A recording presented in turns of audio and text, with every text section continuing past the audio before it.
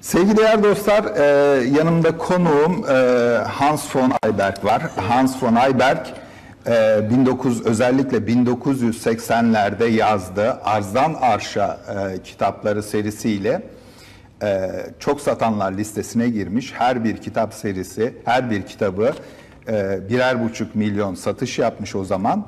Ve böylelikle en çok satış yapanlar listesinde en üst sıraya yükselmiş. Ve Türkiye'de gelmiş geçmiş, bu kitap satışı listesinde gelmiş geçmiş en iyi satanlar listesinde rekoru egale dahi edilememiş bir konuğumuz var şimdi yanımızda. Sayın Hans von Ayberg, hoş geldiniz efendim. Hoş buluştuk, hoş buluştuk. Sevgili izleyicilerimiz, sizleri peşin peşin çok seviyorum. Çünkü Ramazan sevgi ayıdır, barış ayıdır. Barış Kur'an-ı Kerim'de 2 kere geçer. Barış barış der. Yani selam selam der. Bunu da inşallah bir araya sıkıştıracağız. Benden de anlayabilirsiniz. Yurt dışından geldim. 20,5 yaşındaydım. Evet, ya o zaman Danimarka'dan evet, geldim. Türkiye'ye geldiniz. Müslüman olmak amacıyla geldim. Evet, 20,5 yaşındayken geldiniz 20,5 yaşında geldim. Tabii sadece Müslümanlığı değil, onun yanında çok değerli bir donanım olan Türklüğü, Türkleşme esasına dayanan Türklüğü seçtim. Kendimi Türkleştirdim. Peki siz Danimarkalısınız. Hani Türkleşme esasından bahsediyorsunuz. Evet, yani Danimarka olmak şart değil ama evet, Türkiye gönül vermek Türkleşmektir. Evet. Biz zaten kökende daha sonra bunu anlatabiliriz ya da sizler de önceden araştırabilirsiniz. Bizlere Meruncan Türkleri deniyor. Evet, evet. Yani bizler gene Türkleriz. Bakmayın rengimize, şeklimize gene Türküz sonuçta. Evet. 20,5 yaşında evet, geldiniz geldiğimde çok zordu Arapça. İşte besmele çekeceğim, çekemedim. Evet. Fakat bana birileri öğrettiler besmeleyi. Evet. Öğretirken de hadi bira falan dediler. Evet. İlk öğrendiğim besmeleyi çok gülüyorum. Halen gülüyorum. Neydi ilk öğrendiğiniz besmele? Evet. Hoppacık bismillah. Hoppacık bismillah. Hoppacığı Euzübillah zannediyordum. Evet. Hoppacık bismillah. Herkes gülmeye başladı. Ne kadar güzelmiş de besmele çekmek. Çek bakayım diyorlar hoppacık bismillah. Hoppacık bismillah. Onun için bu anda, şu anda ben programa dahil olduğum için hoppacık bismillah diye başlıyorum. Hoppacık bismillah o zaman. Türkiye'ye geldiniz. Evet. Sonra ne gibi işler yaptınız? Sen Türkiye'de kalmaya karar verdiniz. Sonraki yaptığınız işler? Gazeteciyim. Gazetecilik televizyonculuk da yaptım. Evet. Trakya TV'de. Yayın yönetmenliği yaptım. Evet. Ama gazeteciliği çok başarılı yaptım. Posta diye bir gazete çıkardık. Posta gazetesi. Halen var ama o bu Posta değil. Evet, bir zamanların en yüksek tirajlı gazetesi. En yüksek tirajlı gazetelerden biri Posta. Evet. Zaten o tirajı devralıp devam ettiler. Evet.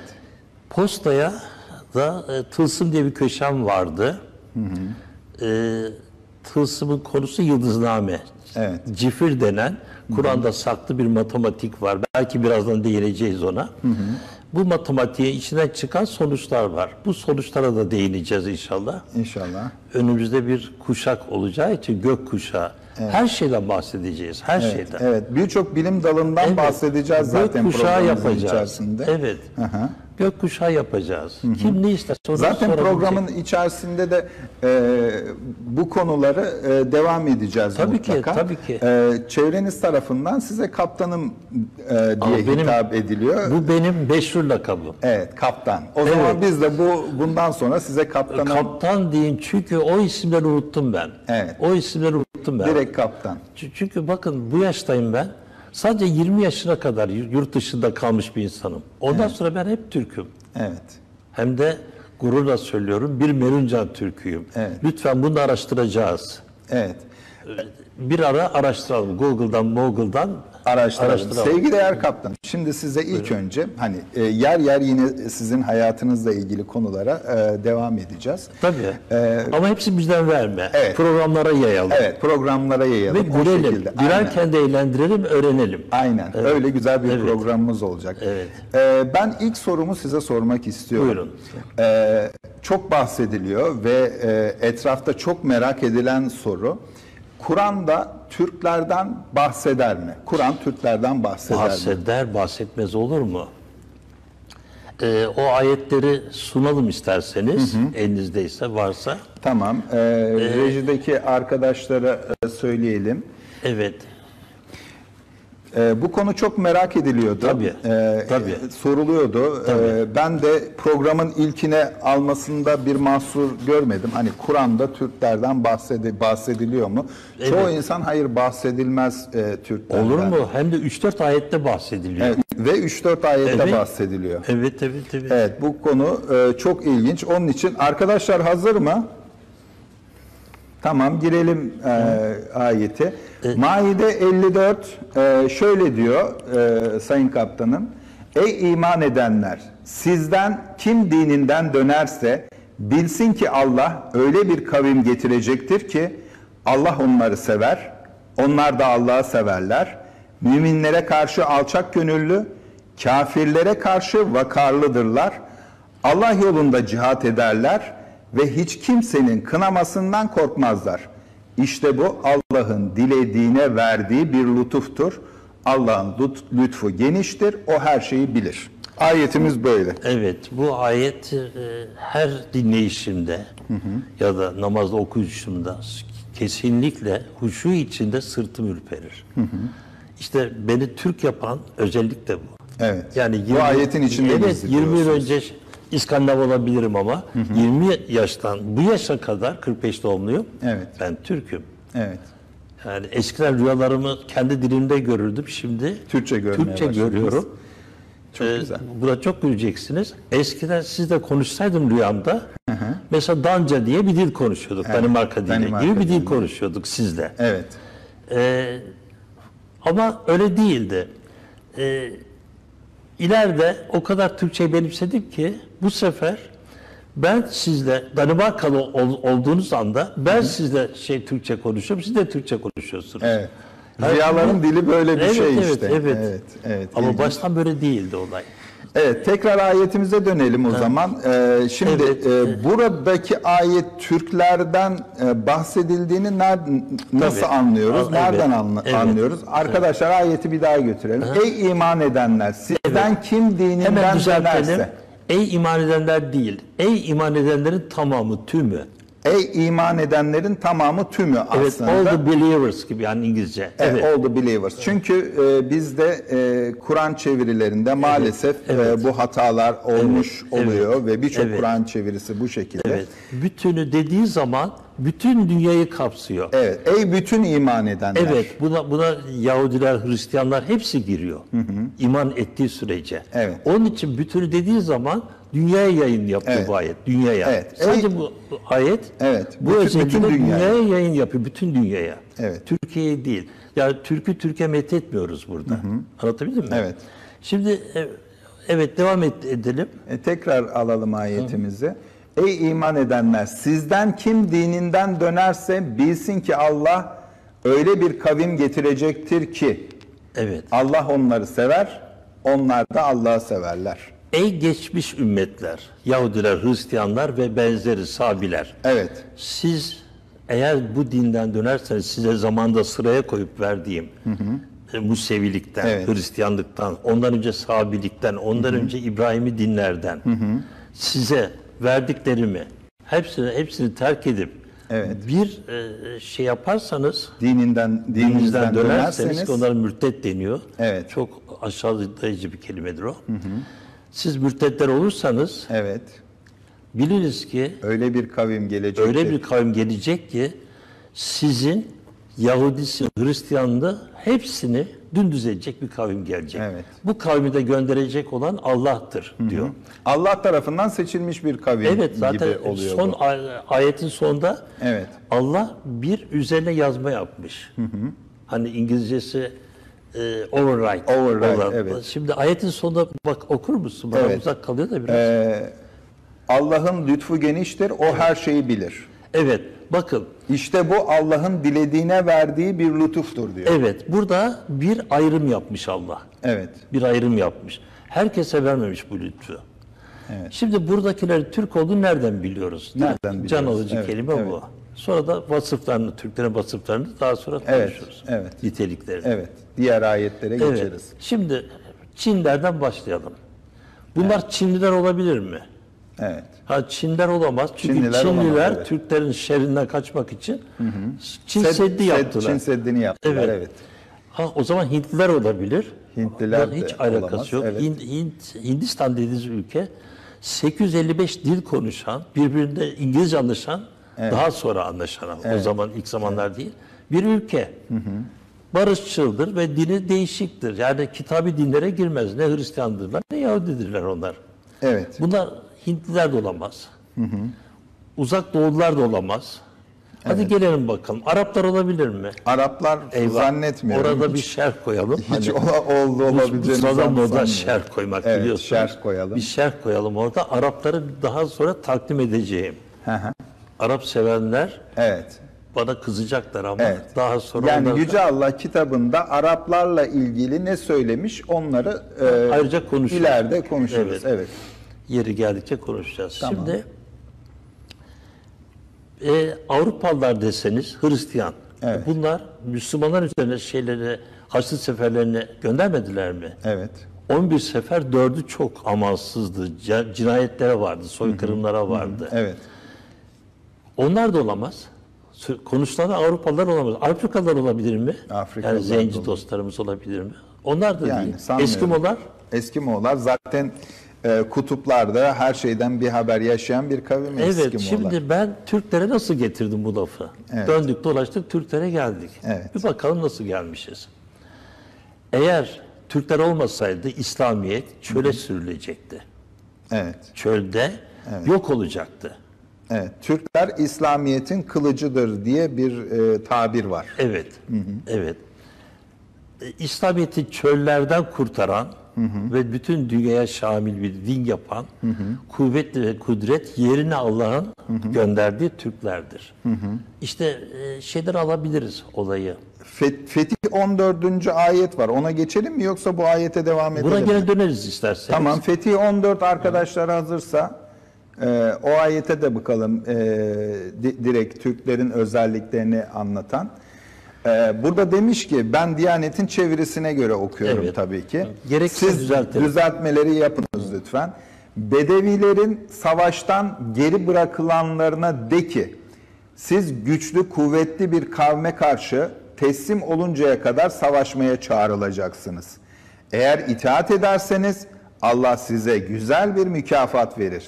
Ama önceden döndüğünüz gibi yine dönerseniz Allah size elem dolu bir azaba uğratır. Evet. Araplar biliyorsunuz cahiliye devrinde yaşamışlardı. Evet. Onlar daha sonra Müslüman oldular. Allah diyor ki, buyuruyor ki bunlardan Müslümanlıktan dönmeyin sakın. Bakın gene mürtetliğe geldi laf. Evet. Evet. Şimdi ayetin başına dönersek orada kelime el-Arabün, Araplar. El Arabu yani Bedeviler değil. demiyor orada. Bedevi Arapça Badiye'dir. Evet, Badiye. evet. Bedevi nedir? Bedevi şudur. Türklerden konuşalım. Türkmenler.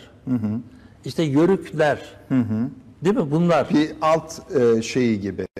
Gezginlerimiz bizim. Gezginlerimiz, Yörük zaten evet. yürüyen demek. Yani Evet. Yörükler, yürüyenler. Evet. Biliyorsun Torosların tepesinde bütün Türkmenlerimizi, Yörüklerimizin hepsi biliyorsun. Evet.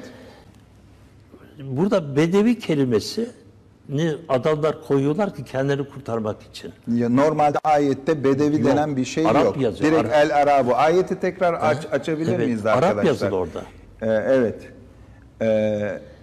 Geri bırakılan Bedevilerinden savaştan geri bırakılanlara de ki Araplardan savaştan geri bırakılanlar orayı evet orada Arabi diyor. açacağım. Dikkat ederseniz Minel Arabi diyor. Orada Evet, direkt Minel Arapları Arabi. Evet, Arapları evet, vurguluyor evet. orada zaten. Evet, Direkt El Arabi söylüyor. dediği zaman Araplar demek. Evet. Ama bütün Araplar. Evet. Pek azı müstesna. Evet. Belki Hazreti Muhammed müstesna. Evet, evet. Belki o yani müstesna. tüm Araplara söyleniyor aslında Hem de bu çok kötü ayet. söyleniyor. Evet. Evet, Ya bir devam azar edelim. gibi bir şey bu.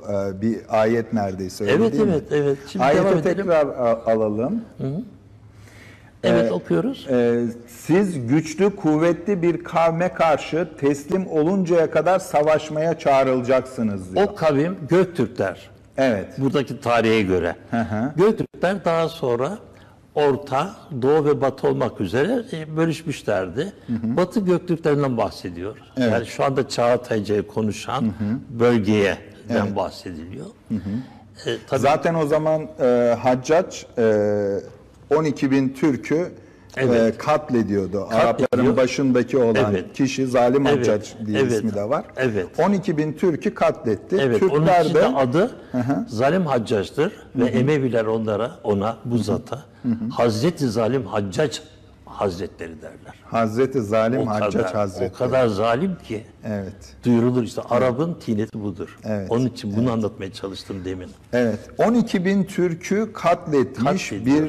bir Arap kavminden bahsediyoruz. Yani 12 bin Türk'ü zorla Müslüman olacaksınız diye Hayır, tuzağa katlediyorlar. düşüyor. Talas Harbi civarında. Tuzağa Nemrut civarında düşürülüyor. Tuzağa Türkler. düşürüyor. Evet, evet. Sonra Tuzağa Türklerin düşürüyor. cevabı nasıl oluyor buna? Onu anlatacağım. Şimdi Karahanlar olsun, işte diğerleri olsun, diğer ufak boylarımız bizim. Devletleştiği zaman bunlar Göktürklerden kopma, Batı Göktürkleridir. Evet. Şimdi burada ayetin bir mucizesi var. Ayetin. Mucize şu. Karahanlı hükümdarı Abdülkerim Saltuk Buğrahan var. Evet. Büyük bir adam bu. Evet. Bu adam bildiğimiz Gökçe Tanrı dinine, yani Göktürklerle aynı dine sahip. Evet. Gökçe Tanrı dini. Bakın şaman değil. Evet, Gök Tengri diyorlar. Evet, Köksü Tengri. Ulu Tengri. Kök Tengri. Kök Tengri, Evet, Ulu Tengri. Evet. Evet, Tanrı. Yani Bir bunlara tek Tanrı inancı onlarda da var yani Evet, o zaman Gökçe Türklerde. Tanrı diyor. Evet. Gökçe Tanrı. Şu anda da aynı fikirdeyiz yani. Bizim için Gökçe bir Tanrı'dır o. Evet. Evet. Yani burada aynen. olmadığına göre. Her yerde ama burada Aynen. değil en azından. Zaten İslamiyet'te normalde o zamanlar Türklerin bulunduğu dine çok yakın. İslamiyet'te de tek Tanrı inancı var o zaman. Tabii. Türklerin o zamanki dininde de hani Gökçe Tengri diyerek onlar da tek Tanrı inancına sahipler. Evet. Şimdi zalim Haccac'ın ve diğerlerinin ordularına karşılık, Türkleri rahatsız etmelerine karşılık Abdülkerim Saltuk Burhan, Abdülkerim adı değil, sonradan aldığı Sonradan Müslüman aldığı adı. lakap. Evet, Burhan diyelim. Burhan daha kolay kalır akılda. Bütün 12 bin Türk'ün intikamını almak için ve kendini korumak için Arapların üzerine öyle bir ordu topladı gidiyordu ki Arap kalmayacaktı ortada. Zaten Türkler, mucize burada başlıyor. Evet, zaten Türkler savaşçı bir kavim. Zaten o anlatılan kavim o. Savaş sanatını bilen bir kavim. Yani düşünün, uzaydan bile görülen Çin Seddi'nin yaptırtmış bir millet Türkler. Evet. Yaptırtmışlar yani Çinlilere, girin bunun arkasına çıkmayın oradan diye. Evet. Böyle bir şey yani. Türk deyince bu. Onun için gururlanıyorum. Evet. Evet, çok güzel. Evet. Saltuk Burhan o sırada topluyor 12 bin Türk'ün intikamı için toplanıyor. Fakat hakikaten gerçekten bir mucize oluyor. Rüyasına Peygamber Efendimiz giriyor. Evet. Peygamber diyoruz ama bunu daha sonra da açıklayacağım inşallah. Evet. Bakın bu iki ismi aklınızda lütfen tutun. Bu iki ismi. Hazreti Hızır ve Hazreti Yahya. Evet. Ve Peygamberimiz. Üçü birden rüyasına giriyor. Üçü birden Üçü giriyor. birden. Hazreti Hızır, Hazreti Yahya ve Hazreti Muhammed Evet. Saltuk Burhan'ın rüyasına giriyor. Evet, şimdi Hızır'la Yahya'nın ne işi var burada diyeceksiniz. Evet. Şöyle bir giriş yapayım. Yanlış yerleşmiş bizde. Hıdır Ellez diyoruz ya.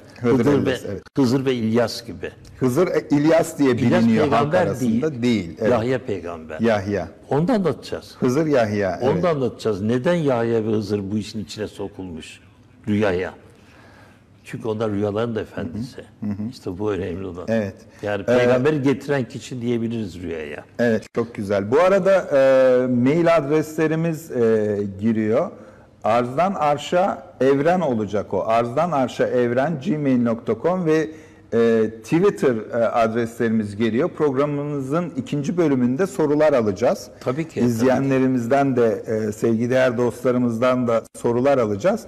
O soruları 2. bölümden itibaren yayınlamaya devam edeceğiz. Ama biz Arzdan Arsa Evren @gmail.com, orada evren kelimesi de var. Arzdan Arsa Evren Arsa. Evet, Arzdan Arsa. Arzdan arsa mı alacağız? Bu anlamda Arzdan geliyor. Arsa Evet. alacağız. Tabii. Mecburen Tabii Türkçe ki. kelimeler olmadığı için zamanında işte internet ilk Evet. kurulduğu zaman maalesef bizimkiler Türkçe kelimeleri gönderememişler. Evet. Onun Hemen için bir açıklama yapayım. Arz, ayak bastığımız her yer anlamına geliyor Kur'an'da. Ayak bastığımız her yer. yani bir ay da o zaman arz Tabii, oluyor. tabii. Mars'ta Yerleşebilen her yer. Evet, yerleşebilen Ama herkes. Jüpiter'e yerleşemezsiniz. Çünkü Jüpiter bir gaz gezegenidir. gezegenidir, evet. Yani o bir ev yapamazsınız. Merkeze düşersiniz. Evet. Çünkü gaz bulut üzerinde yaşıyorsunuz orada. Öyle düşünün olayı. Evet. Şimdi arz ayak basan her yere deniyor. Her yere. Ayak basılmayan her yere de Arş. gök. Gök. Gök deniyor. Evet. Bunlar aşağıda duruyor. Ayetlere göre arz Evet. yani yerler, gökler, semavat ve ikisi arasındakiler diyor. Bakın bu da çok önemli. Üçünü de bir kenara koyalım. Bütün bunların üstünde arş Allah'ın ikame ettiği, kendi burada ikame ederken kayyum olduğu, oturduğu yani mesnedi olan, adresi olan yerden bahsediyoruz. Evet. Allah. Ona da arş deniyor. Demek ki aşağıda yerler ve gökler bir bilgisayar yüzeyi gibi düşünün. Bir dosya gibi düşünün, bir görüntü gibi düşünün.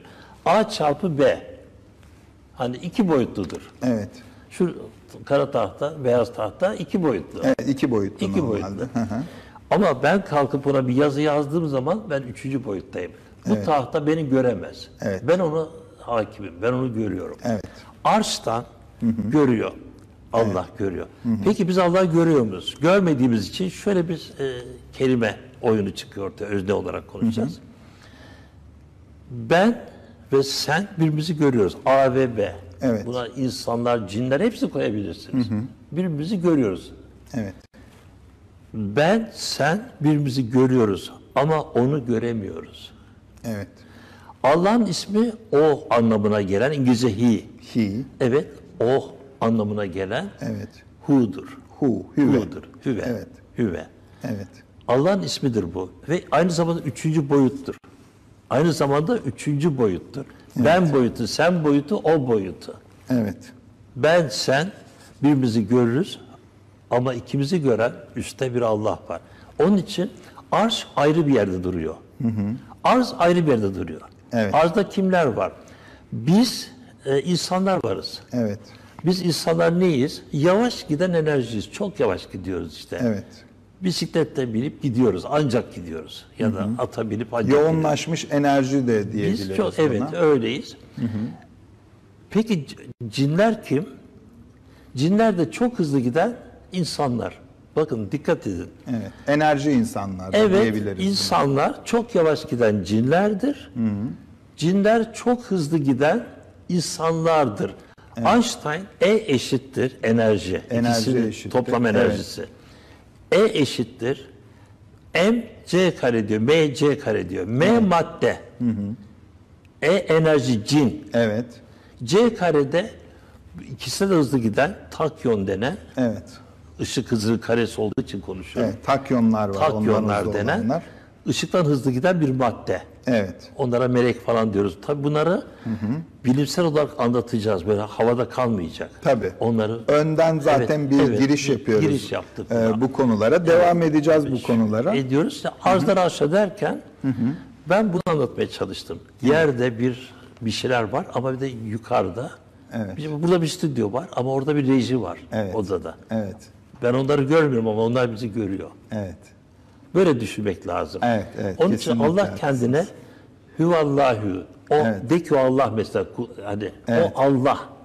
Bakın kendisine ben Allah diyor çünkü göremiyorsunuz diyor. Evet. Beni göremiyorsunuz diyor. Evet. O şekilde. Evet. Şimdi gelelim bu ayete gelelim. Biz devam edelim. En son şurada kalmıştık kaptanım. Hızır ve Yahya artı Peygamber Efendimiz Abdülkerim Satık Burhan'ın rüyasına giriyor. rüyasına giriyor. Evet. Bu rüyalara dejavu de deniyor. Dejavu rüya. Dejavu rüyalar deniyor. Haberci rüya. Haberci rüyalar. Haberci rüya veya dışarıdan yönetilen rüya. Yani direksiyonu dışarıda olan rüya. Bu rüyada bunu herkes bilir. Bu bir şey tevatür değil, hadis değil, uydurma bir şey değil bunlar. Evet. Diyor ki rüyasında peygamber ve diğer iki zat yanındaki diyor ki gel böyle yapmayalım. Seni kazanalım. Seni Müslüman kılalım. Evet. O da tabii terler içinde cevap veriyor. Müslüman ne demek? O ne demek? Bu ne demek? Evet. Müslüman dediğin şu 12 bin Türk'ümüzü kesen Evet, insanlar kesen mı? insanlar Hasan mı? kesen insanlar mı? Evet. Her neyse orada rüyada bir şeyler oluyor. Şimdi onun görünmeyen tarafı, peygamber rüyada görünüyor, rüyada kalıyor. Bakın rüyanın içinde kaldı. Evet. Fakat iki zat dışarıda kalıyor. Evet. Ya Hızır'la Yahya dışarıda kalıyor. Dışarıda kalıyorlar. Evet. Orada bir eğitim, bir ders, bir felsefe bir şey oluyor. Burhan inanılmaz bir şekilde dönüşüme uğruyor. Evet. Yani sanki bir zaman genleşmesi oluyor o Evet, rüyada. Bir evet. eğitime giriyor bir Evet, nevi evet diyorsunuz. bir şey oluyor orada. Evet. Çıktığında Gökçe Tanrı'ya inanan ayrı bir din olduğu halde çıktığında La ilahe illallah ve Muhammeden Resulullah söylüyor. Evet. Sen ne yaptın diyorlar. Ben doğrusunu yaptım. Hep biz onu yapacağız. Ne yapacağız? Bundan sonra diyor, bundan sonra Türkler Evet. Arapların bekçisi olacak. Evet. Bekçisi olacak, nöbetçisi olacak.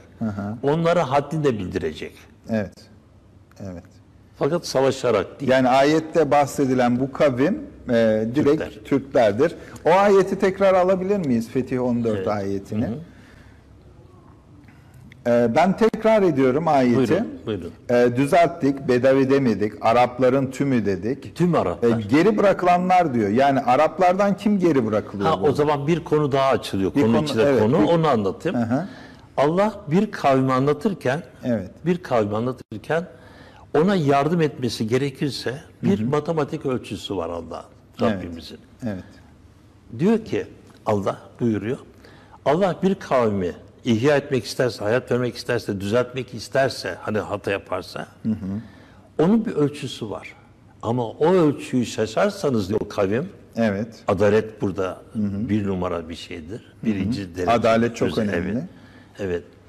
Eğer onu şaşarsanız diyor, Allah sizi azdırır diyor. Evet. Yani size verdiğimiz sınırları aşarsanız Düzeltmeyiz sizi. düzeltmez, Azdırırız. azdırırız da. Hatta devam ediyorum. Kıldığınız namazla sizi azdırırız. Evet. Tuttuğunuz oruç zaten açlıktır. Bir halt değildir. Sizi azdırırız. Siz zannedersiniz ki Evet. ibadet ediyorum falan gibi. Evet. Burada Allah'ın bize ölçüleri var. Ölçü şu.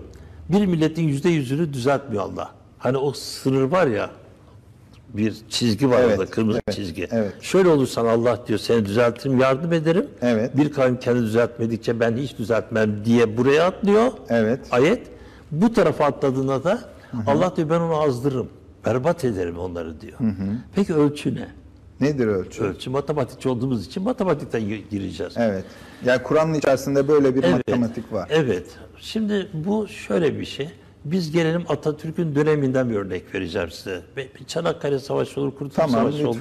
lütfen. Evet. Zaten hemen ikinci bölümde Atatürk'le ilgili onu konuya konuşuruz, geçeceğiz. tabii. Atatürk'ün savaşından örnek vereceğim. Kurtuluş Savaşı'nda. Evet, Kurtuluş Savaşı'nda. Dostlar, Kurtuluş Savaşı maalesef 1/3 Atatürk'ün emrinde ve arkadaşlarının emrinde kaldı. 1/3.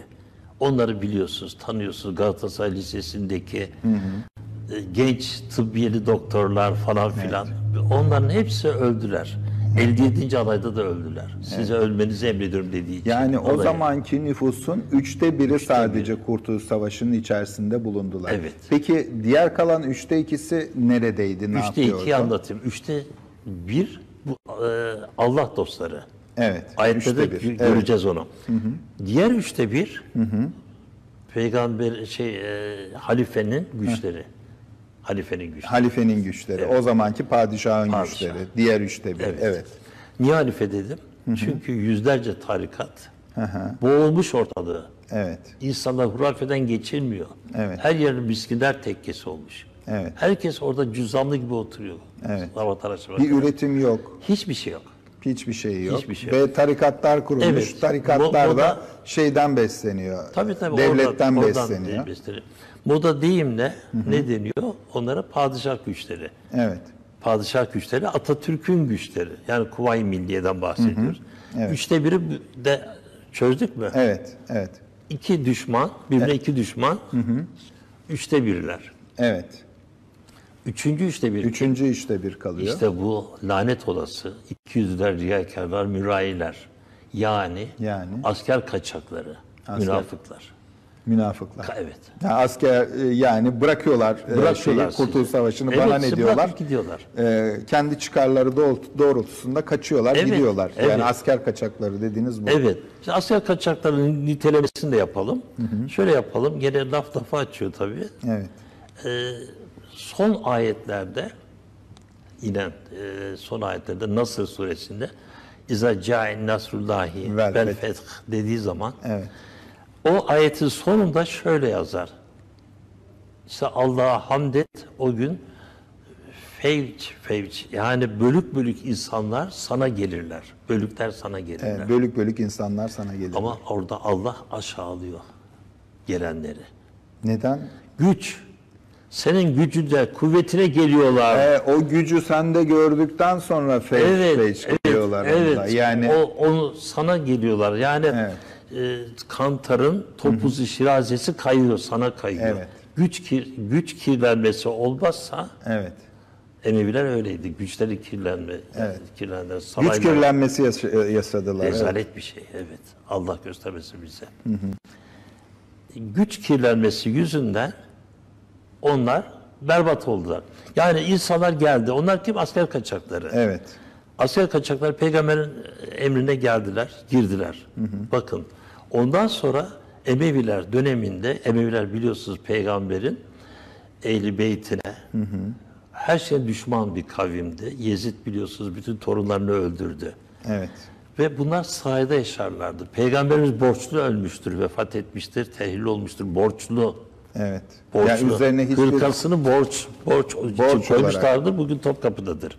Evet. Borcu için alınmıştır. Evet. Yani kesinlikle maddiyatı, parayı, pulu reddetmiş. Ama Muaviye'nin sadece 13 sarayı vardı. Muaviye'nin. Evet. Muaviye'nin de girmesi yasaktı.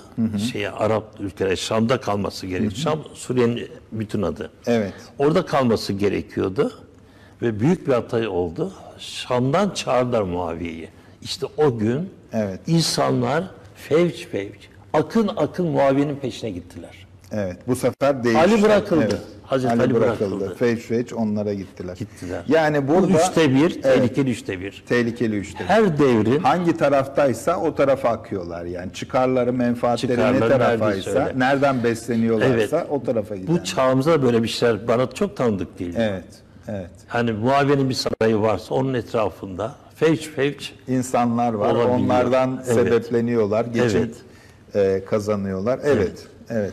Bunu söylemem gerekiyordu. Evet. Teşekkür ediyoruz. Ayete devam edelim mi? Edelim. Tamam. Ayeti alalım Fetih 14'ü tekrardan. Siz güçlü bir kavme karşı teslim oluncaya kadar savaşmaya çağrılacaksınız diyor. Öyle. Fetih 16 pardon özür diliyorum. Evet. Fetih 14 değil Fetih 16. Evet. Siz güçlü kuvvetli bir kavme karşı teslim oluncaya kadar savaşmaya çağrılacaksınız diyor ayet. Evet. Şimdi burada Haçlı seferlerinden öncesini anlatayım. Bunu anlayabilmek için. Tamam. Araplar bildiğiniz gibi Arabistan'da kalmışlardı. O kadar. Evet. Çöller içinde kalmış Araplardı. Fakat Abdülkadir Satık Burhan'dan itibaren o ayetlerinde muhatabı, Evet. bu inanılmaz dönüşüm, Allah'ın yardımına geliyor bu dönüşüm. Bu dönüşümden sonra Abdülkerim Satık Burhan ki Selçukların başıdır o. Selçuklar böylece kurulmuştur. Evet. Selçuk Bey, Selçuk Bey, Evet. Selçuk Bey. Selçuk Bey. Evet, onun böyle kurulmuştur. Evet. Selçuklar İranları falan birleştirip, Türkleri, İranları birleştirip, Arapları da bünyesine alınca, bakın dikkat edin, ortak bir ordu çıktı ortaya. Evet. Böyle bir şeye ihtiyacı var Müslümanların. Evet. Bir şey çıktı yani. Çıktı. Bir ordusu çıkmış Evet, oldu. Bir Selçuklar- ordusu oluşmuş oldu. Hı hı. Öyle büyüdüler ki Suriye Selçukları, Anadolu Selçukları, bir sürü isimleri oldu biliyorsunuz. Evet. Selçukların. Selçuklardan arta kalanları biliyorsunuz. Onları anlatalım size. Tamam, lütfen. Evet, 1041'lerde anneden Türk olan Selahaddin Eyyubi bütün bir Haçlı seferine karşı, yani 40 bin kişiyle 400 bin kişiye, 4 milyon kişiye karşı duran bir kahraman. Bu da Karahanlıların çocuklarından biri, anneden yana. Evet. Gelelim Haçlı seferlerinde 1041'den sonra 1071'de biliyorsunuz Alparslan Malazgirt Savaşı ile açtı. birlikte. Orada da 40 bin kişilik kendi ordusu var.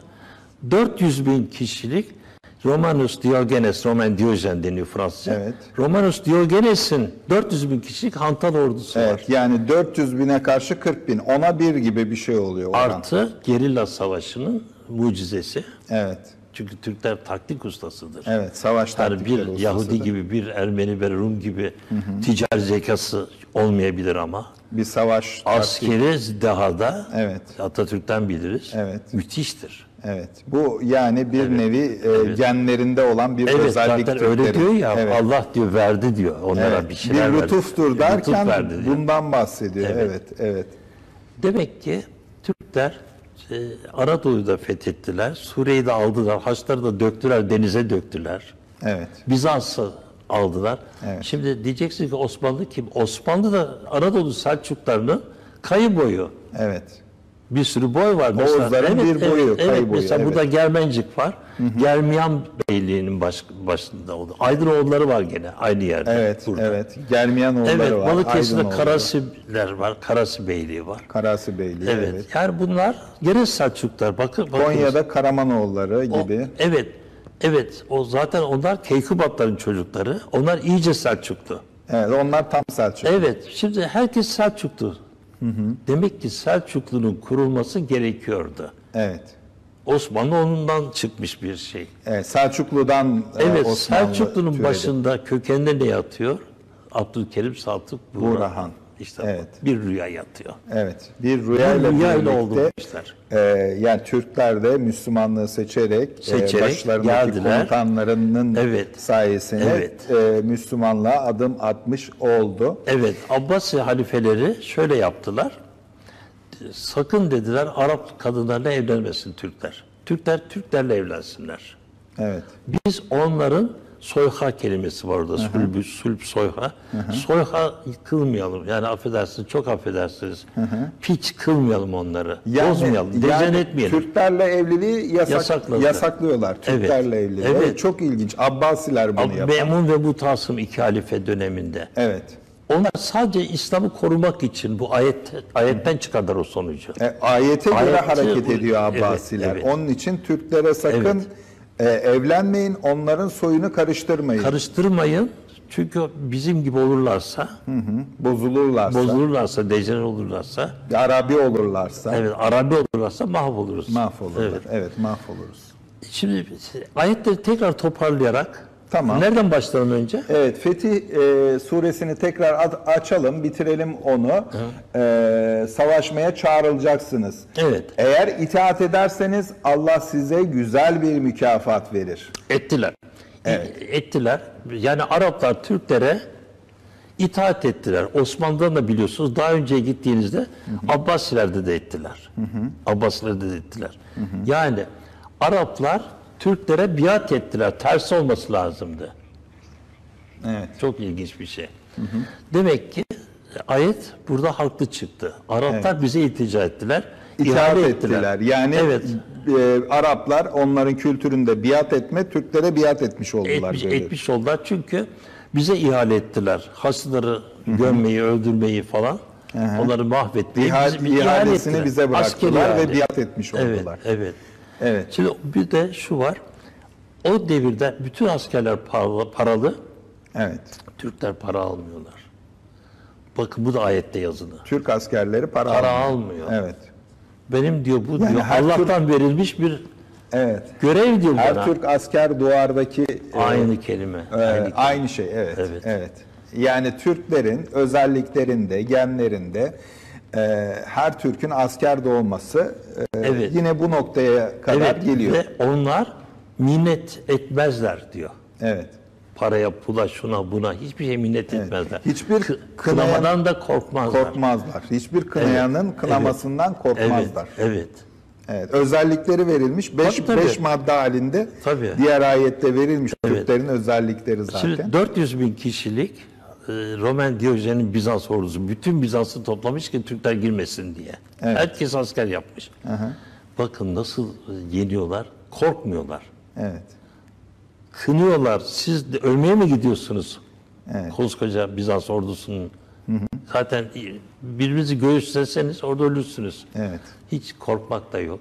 Evet. Zaten Atatürk'ün bir sözü de var. Ben size savaşmayı değil ölmeyi emrediyorum. 57. alayda söylüyor bunu. Evet, 57. arayda bu kodları, yani Türklerin bu kodları Atatürk çok iyi biliyordu. Tabii o zaten bizim evladımız. Evet. Türk'ün evladı o. Evet, programın 2. bölümünden itibaren Atatürk konusuna... Ona da gireriz, ona da gireriz. Şimdi demek ki şeyi toparlamamız lazım. Ne kadar var bilmiyorum ama... Son 3 dakikamız var, reklama gireceğiz. 3 dakika içerisinde toparlayabilirsek... Onu toparlayamayız ama bir defa da okuyabilirsiniz siz. Tamam, hepsini, tekrar adayına hepsini okuyalım. Ayetleri başa alabilir miyiz? Sırayla okuyalım. Hepsini birden okuyorum şimdi. Evet.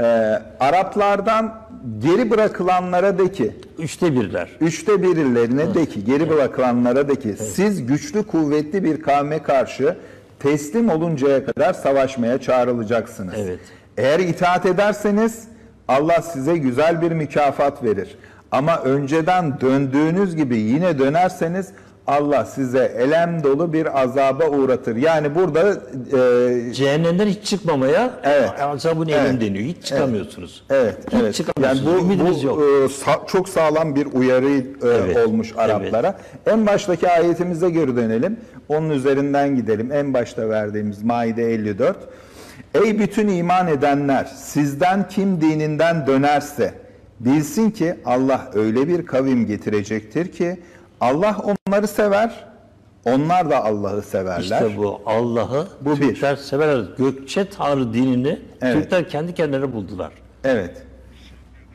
Tek Tanrı'ya inanma fikrini. Evet. Yani biliyorsunuz ki Orkun kitabelerinde hepsi yazılı. Evet. Evet. Evet, devam edelim. Ayete devam edelim. Müminlere karşı alçak gönüllü, kafirlere karşı vakarlıdırlar. Evet. Yani heybetlidirler, dik dururlar kafirlere karşı. Bu diğer bir özelliği Türklerin. Boyun eğme işleri. Boyun eğme işleri. Allah yolunda cihat ederler diyor. Evet. Ve hiç kimsenin kınamasından korkmazlar. Evet. Yani Allah yolunda cihat ederek 11 Haçlı seferini püskürttüler. Evet. Evet. Ve İslamiyet'i kurtardılar. İslamiyet Poitiers denen, Fransa'da Poitiers İngilizcesi, Poitiers denen bir yere kadar gitti. Evet. Türklerin diretmesiyle. Evet. Ayeti tamamlayalım o zaman. Hiç kimsenin kınamasından korkmazlar demiştik. İşte bu Allah'ın dilediğine verdiği bir lütuftur. Evet. Yani bu özellik bir lütuftur. Yani Türklere verilen Allah tarafından bir lütuftur, latifedir. Ama tüccar değiliz. Evet, tüccar değiliz. Tüccarlı Osmanlı vermiş azınlıklara. Evet. Onlar sömürmüş, almışlar her şeyi. Evet. Bu çok güzel bir özellik. Tabii. Evet sevgi değer dostlarımız, şu anda reklamlara gidiyoruz ama sakın ekranlarınızın başından ayrılmayın. Bizi Reklamlardan özleyin. sonra hemen kaptanımla birlikte programımıza kaldığımız yerden devam edeceğiz.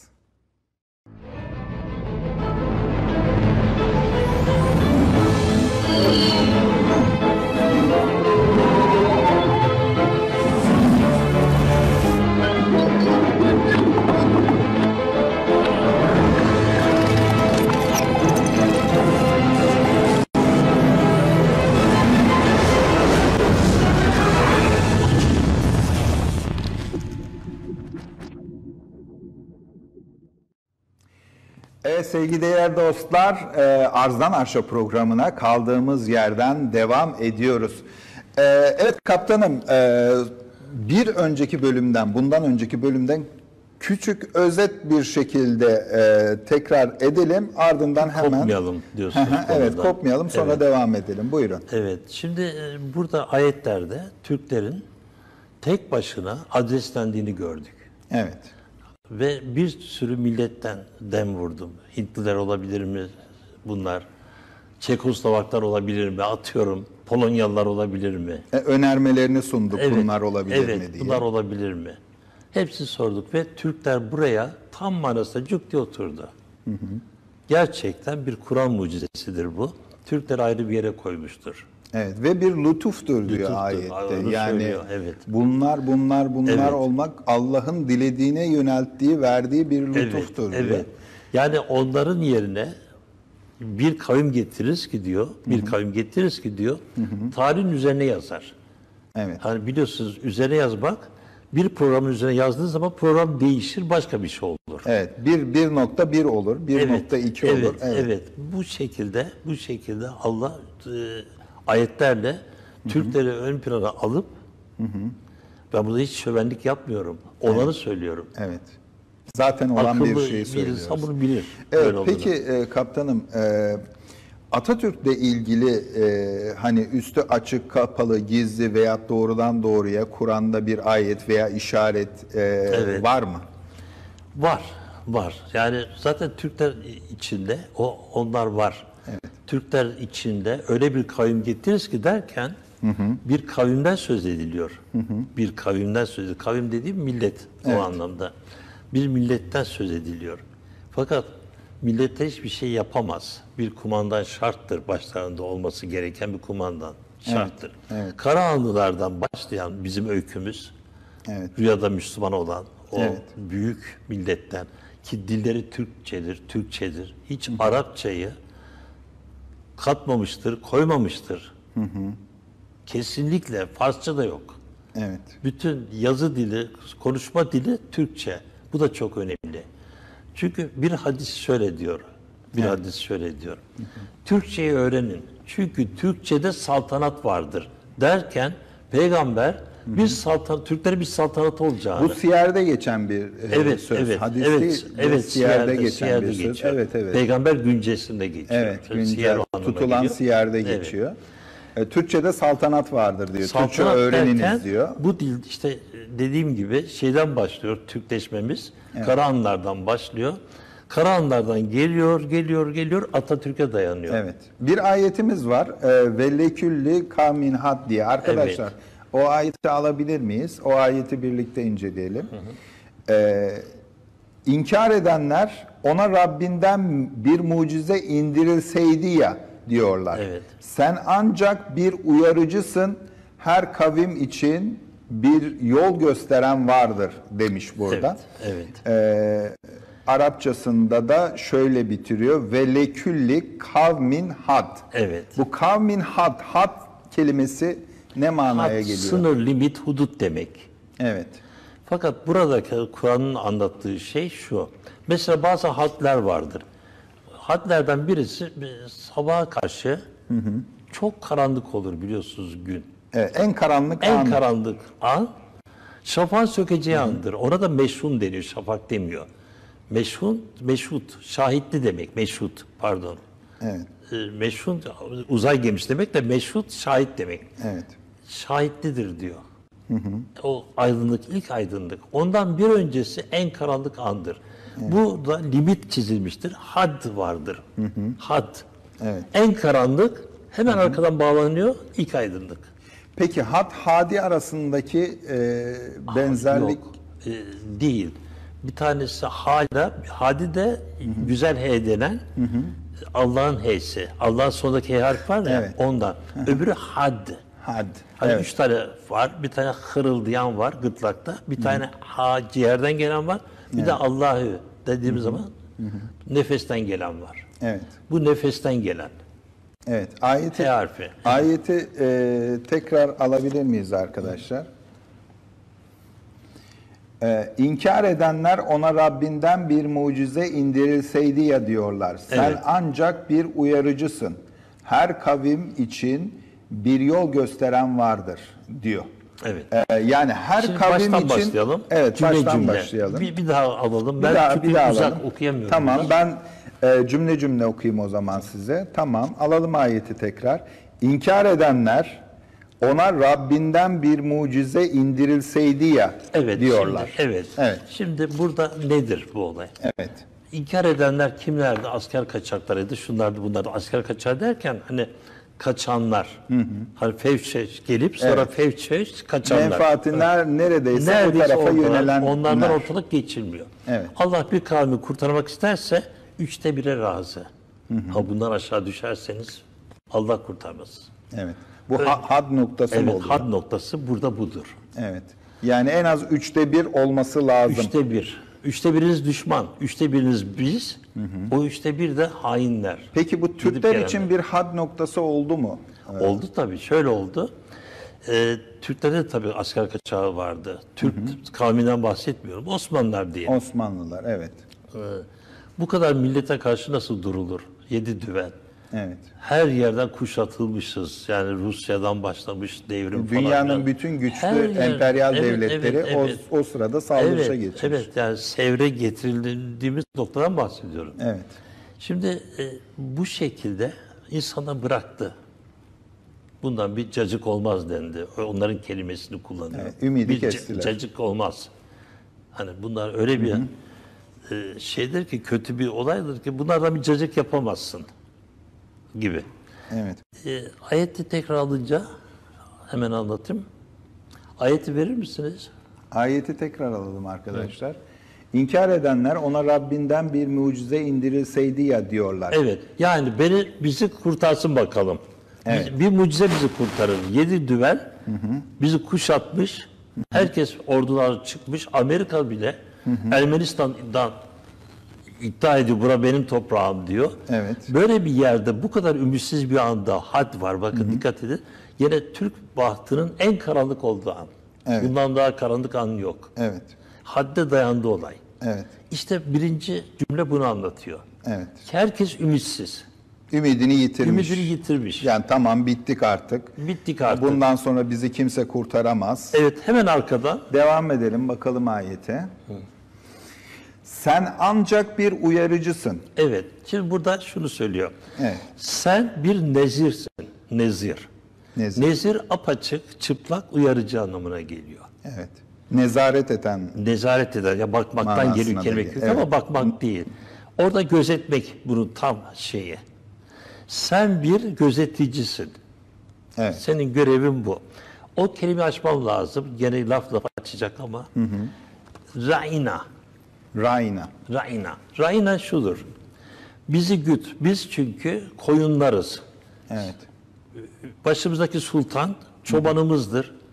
Evet. Ağamızdır, paşamızdır. Biz zaten koyunlarız. Biz anlamazdık.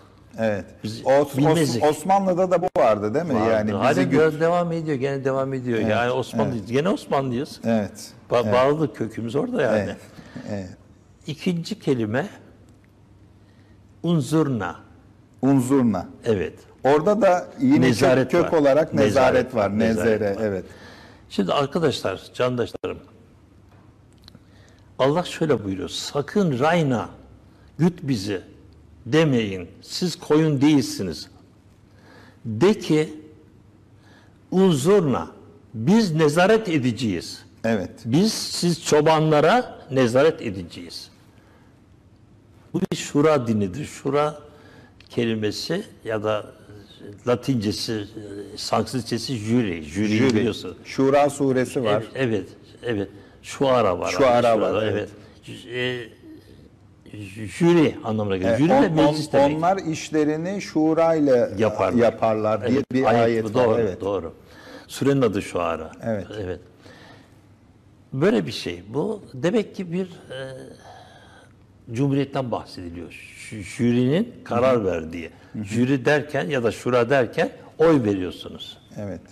Birini seçiyorsunuz. Yani Kur'an bir cumhuriyeti mi insanlara örnek olarak gösteriyor? Kesinlikle. Evet. Kesinlikle. O şura derken bunu söylemiş oluyor. Şura eşittir Türkiye Büyük Millet Meclisi'dir yani. Evet. Bir nevi meclis manasına geliyor. Bizim Türkiye'dir yani. Evet. Şura karar veriyor. Yani şura ya da dediğimiz, jüri karar veriyor. evet, bir meclistir. Jüri. Büyük Millet Meclisi'dir. Evet. Onlar Çok güzel. karar verir. Evet. Şimdi burada diyor ki sakın Allah bizi çok kötü uyarıyor. Sakın bizi güdün demeyin. Siz koyun değilsiniz. Evet. Siz efendisiniz. Sizi güdenlerden hesap sorun. Unzurna. Uyarıcı olun onlara. Nezaret edin. Çıplak gözle nezaret edin onlara. Evet. Diyor Allah. Bakara suresinde geçiyor bu 104. ayette. Ey iman edenler! Evet. Ra'ina demeyin, unzurna deyin. Evet. Ve dinleyin ki kafirler için elin bir azap var. Evet. Yine Şura suresinde ve onlar ki Rabları için davete icabet etmekte ve namazı kılmaktadırlar. Buyrukları da aralarında şuradır. Evet. Danışıklıdır yani. Evet, oradaki kelime namaz kılmak değil yalnız. Evet. Yani namaz Kur'an'da bir tek yerde geçer, bir tek şekilde geçer biçim olarak. Ekîmetü's salate. Ekümetü selam. Evet, yani yerine konan dua. Dua manasına Yani geliyor. bunun anlamı ne? Hemen orada da bir saptama yapalım. Allah bize yaşadığımız şu dönem için, şu hayat için bir kredi kartı açmış. Evet. Bu bizim ahirette verilecek, ödenecek. Biliyorsunuz kredi kartı önümüzdeki aydan harcama yapar. Evet. Geçmiş aydan değil. Biz öleceğimiz gün bize bunlar verilecek, sunulacak. Kredi kartında borcum var veya yok neyse. Evet. Yani bu aldığımız nimetler, Evet. hayatımızda gelen bize nimetler Evet. bir kredi şeklinde. Evet, bir bir kredi kredi kartı verilmiş hepimize. Evet. Biz o kredi kartından harcama yapıyoruz. Harcama yapıyoruz. Şimdi Peki bu kredi borcumuzu nasıl ödeyeceğiz? bunlardan 5 ibadet denir ama ekimetüs salatı. Evet. Namazı yerine koymak. Evet. Namazı yerine koymak. Evet. Yani bakın niyaz etmek Evet. ve salat dua etmektir. Salat dua etmektir. Bakın bu ayrı bir şey. Evet. Namaz birleşik bir kelimedir. Çanakkale gibi. Evet. Çanak ve kale değildir. Evet. Ekümetü salat. Evet, o birleşiktir. İki kelime Evet, Çanakkale gibi birleşiktir. sadece salat namaz manasına geçmez. Gelmiyor. Evet. Şimdi bu gelmiyor. Demek ki bizim namaz kılmamız için ekimetü salat kelimesinin geçmesi lazım. Orada geçmiyor. Evet. Biz dua edenlerdeniz. Dua nedir? Allah'la kontak kurmaktır değil mi? İnanıyorsan dua edersin. Ya da pişmansan dua edersin, af diliyorsan. Demek ki Allah'la kontak halindesin. Evet. Yani şu anda elektrik kesilse bizi kimse seyredemeyecek. Kontak. Bu yani biliyorsunuz. Evet. Bu kontak manasına geliyor. Evet. Şura suresini okuyordum ve onlar ki Rableri için davete icabet etmekte, burada anlattınız zaten, namazı kılmaktadır manasının ne olduğunu. Buyrukların da aralarında şuradır, danışıklıdır. Evet. Yani bir meclis kararı var aralarında. Evet. Kendilerine kısmet ettiğimiz rızıklarından onlar masraf verirler. Evet. İşleri aralarında şura, jüri, istişare, danışma iledir. Çok güzel. Aynı Evet. böyle. Şimdi burada cumhuriyet fikri var. Cumhuriyeti şöyle anlatmamız lazım.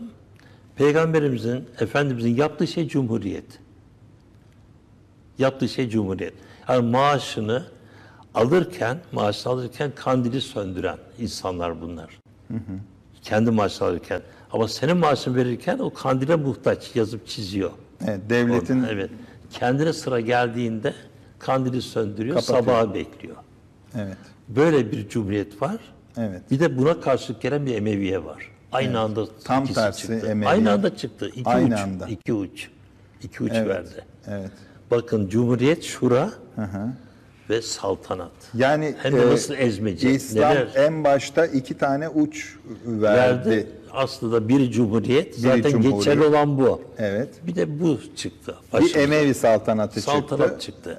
Şu anda adları Vehhabi, şu anda adları IŞİD, Suudi, işte ne derseniz onlar. Aslında Kur'an'da bahsedilen işin özü, işlerini cumhuriyet ile yapınız diye öneriyor Allah burada ayette. evet. Fakat Emevi, Arabesk Onlar sultan zihniyette oluyorlar. olanlardan sultanlıkla yönetiliyor. Evet, yani mutlakiyette. asıl önerilen belli yani. Oligark onlar, oligarşik insanlar falan. Oligarşik insanlar. Evet. Demek ki şura demek halkın sesi demek ya da jüri diyelim. Jüriyi Amerikan filmlerinden bilirsiniz. Evet.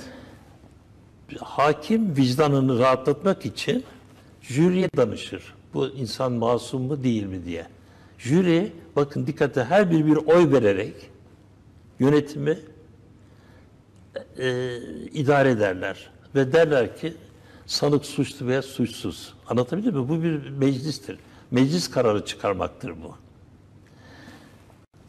Şimdi şey anlatıyorduk, ayete dönelim. Evet, ayete geri dönelim arkadaşlar. Onu tekrar bir inceleyelim. Sen ancak bir uyarıcısın. Evet, burada nezir. Evet. Her kavim için bir yol gösterici, kurtarıcı, bir yol gösteren vardır. Buna bir daha dönelim. toparlayalım. Unzurna demişti ya, unzurna. Evet. Bizi güt değil. Bizi güt diyenleri sen güt. Cumhuriyetçi ol. Cumhuriyetçi ol. Saltanatçıları, sultanları sen güt. Onlar seni gütmesin.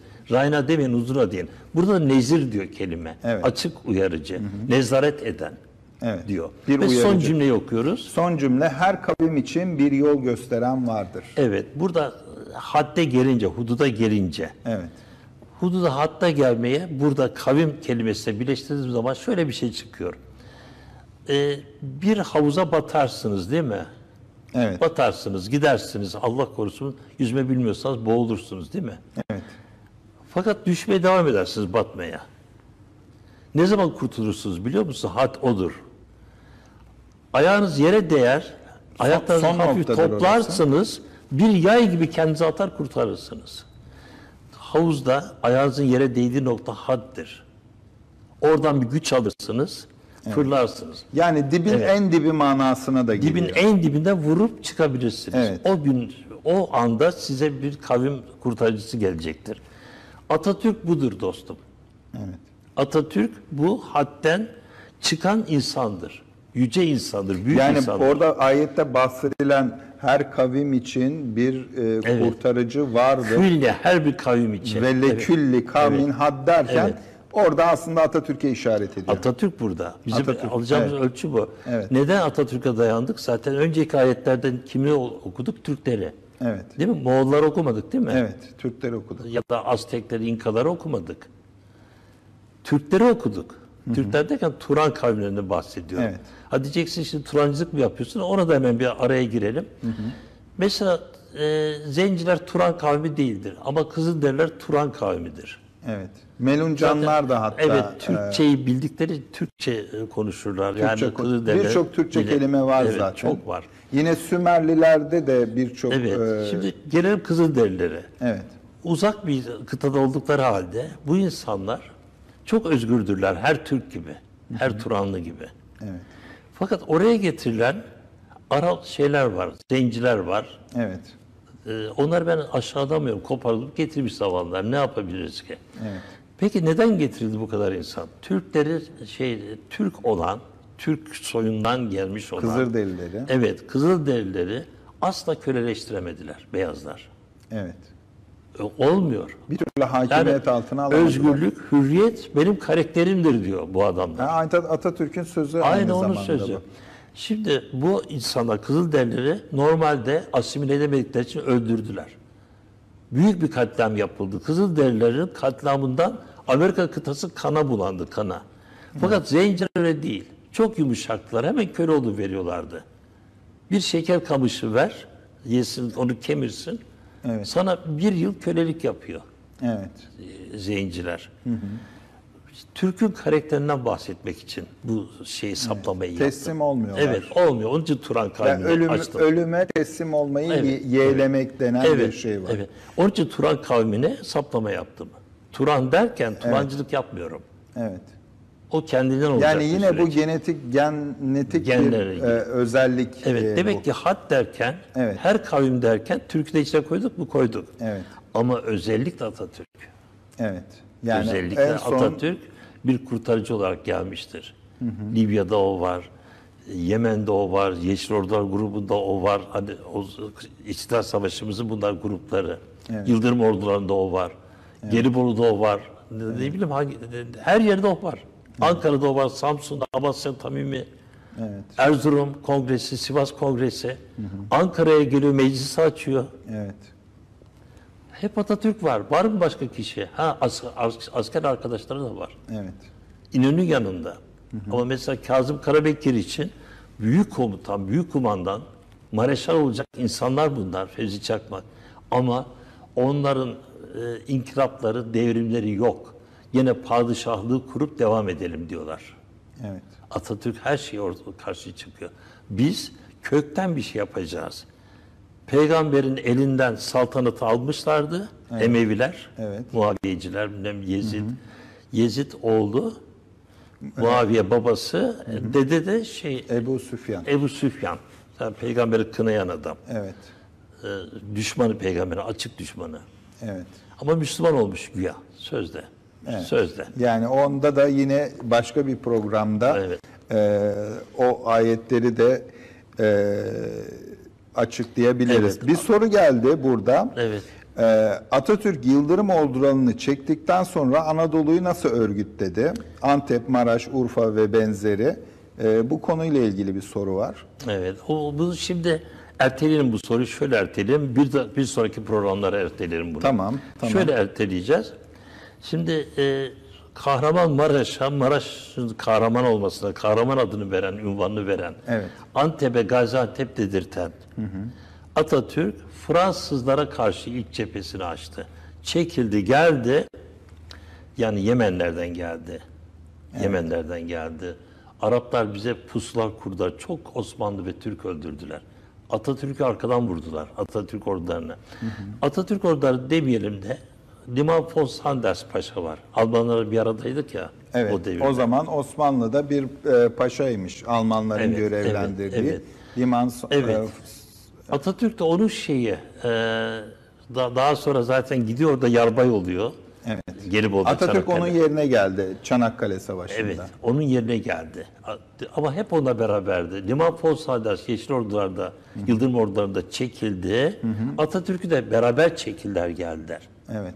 Hani yukarıda yazı yazan, kaderimizi yazan bir kişi ikisi ayırmamış. Liman von Sanders de onu. Atatürk. Liman von Sanders Almanya yenilince ve çağırınca teslim olup da herkes geri gelsin deyince orada Atatürk kaldı. Mecburen kaldı. Atatürk yalnız kaldı. Yalnız kaldı. Orada her şey kurtuluş oldu. Evet. Hat kelimesi bu işte. Evet. Yani bu Havuzun dibine vurmazsan çıkamıyorsun evet, dışarıya. bu şöyle de olabilir mi? Çanakkale Savaşı yine Türkler için bir hat noktası. Had noktasıydı. Hat noktasıydı. Çanakkale Savaşı ile birlikte Atatürk de zaten bir hadi, bir kurtarıcı olarak Çanakkale Savaşı'nda o ünlü sözünü söyleyerek ben size savaşmayı değil ölmeyi emrediyorum diyerek hepsini öldürer. Hepsi öldürer. Oradaki askerlerin hepsi şehit öldü. oldu. Evet. Hepsi şehit. Ve böylelikle onun bir hadi, bir kurtarıcı yani olduğu da böylelikle Peki başka mucizeler de var. Hakikaten o saat meselesi doğrudur. Evet. Yani Atatürk'ü sevmeyen tarikatlar, barikatlar var. Hep yatıyorlar, ucuza yatıyorlar. Evet. Öyle bir saat yok. İşte kör gözlü falan diyorlar Atatürk'e. Bu da yanlış. Hatta diyorlar ki onun gözünü bilmem Selanik'te, Makedonya'da falan bilmem ne oldu. Onlar da hepsi iftira. Gazi olmasının sebebi gözüdür. evet. Bunu nasıl inkar ediyorlar bilmiyorum. Evet. Hani gözümüz içine baka baka inkar ediyorlar bunları. Evet. Şimdi anlatmak istiyordum. O saat doğru bir saat. Evet. trenli bir saat. Onu da Şimendifer. Ben onu araştırdım. Kuşadalı yine Evet. birisi saat tamircisi. O saati tamir ediyor ve Atatürk'e veriyor. Evet. O tamir olduktan sonra o saati takıyor. Evet. O savaştan Evet. önce. Eğer Google'ı aramak isteyenler, arama motorlarını aramak isteyenler Şimendifer marka saate bakabilirler. Şimendifer. O saat Şimendifer marka bir saat. Evet, trenli bir saat. O saat sayesinde bir Tam kalbinden kurtardı. Evet. Çünkü neden biliyor musunuz? Bir şey çektiğiniz zaman, ateş ettiğiniz zaman bu elinizin rahat olması lazım. Ya da İskit kadınları. Oku çektikleri zaman sağ göğüslerini dağılıyorlar. Bu engel olmasın, çarpmasın diye. Evet. Onlar savaşçı kadınlar biliyorsunuz. İskitlerle Türkler arasında bir Zaten Türk kelimesinden beri İskit kelimesi vardı. Evet. İskit kelimesi vardı. Türk Türk kelimesinden kelimesi önce. ortada yokken Türkler İskitlerin bir dalıdır. Evet. Türk kelimesi yokken İskitler 42 bin yıllık bir toplumdur. Bunu da konuşuruz. ilerleyen programlarda İskitler konusuna da girmiş Biz oluruz. İskitlere ya da Saka Türklerine sahip çıkmıyoruz. Önce Yunanlar sahip çıkıyor.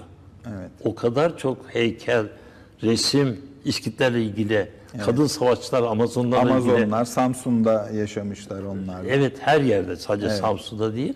Her yerde olan bir grup. Yani bu da Türklerin savaş karakterini gösteriyor. Savaşçı Evet, savaşçı karakterini gösteriyor. Evet. Kadınların neden silah kuşandığını da bir başka programda anlatalım. Yani bize bunu sorun ki biz anlatalım bunları. Evet. Bunları not alıyoruz zaten. Evet. Bir diğer programımızda onlardan da bahsedeceğiz. Bu programda Bende laf çok yani istedikten sonra bilirler. bu programda özellikle bizden rica ettiler sevgili dostlar. Önce işte Kur'an'da Türkler anlatılır mı? Onlardan girdik zaten. Evet. Bu velekülli kavmin had ayetinde Atatürk'tür. Direkt Atatürk'ün işaret edildiğini gördük. Dolayısıyla Atatürk aslında Allah'ın bir hadisi, kurtarıcısı. Yani Türk milletine verdiği bir lütuf, bir kurtarıcı. Çin devrimi Atatürk'le eşittir. Atatürk devrimleri Çin'de şu anda okutuluyor. Küba'da şu anda Atatürk'ün büstü var ve Atatürk'ü yani hem Simon Bolivar hem Fidel Castro gibi büyük insanlar devrimlere kendi adamış insanlar Atatürk örnek almışlardır. Evet.